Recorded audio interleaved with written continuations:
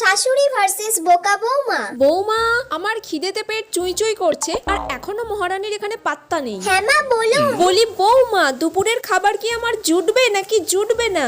এই তো মা এক্ষুনি যাচ্ছি, কি কি রান্না করতে হবে আমাকে বলে দিন, আমি করে নিচ্ছি। উচ্ছে আলু ভাজা করো, মাছের মাথা দিয়ে মুগের ডাল করো, আর ফ্রিজে দেখবে কাতলা মাছ রাখা আছে, কাতলা মাছের কালিয়া করে ফেলো। আচ্ছা। আমার বাবুটা কাতলা মাছের কালিয়া খেতে খুব ভালোবাসে।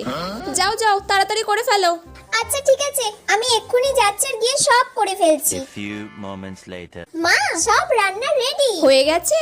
আপনি চলুন, আপনাকে আমি খেতে দিয়ে দিই। চলো চলো, আমাকে ভাতটা তাড়াতাড়ি বেড়ে দেবে, চলো। ভাত? ভাত কোথা দিয়ে হবে মা? মানে? আপনি তো আমাকে ভাত করতে বলেননি মা। উচ্ছে আলু ভাজা, মাছের মাথা দিয়ে মুগের ডাল আর কাতলা মাছের কালিয়া করতে বলেছিলেন। আমি তো শুধু ওই তিনটেই করেছি। দুপুরবেলা মানুষ এই খাবারগুলো কি দিয়ে খায়? তোমার মাথায় কি আছে বৌমা?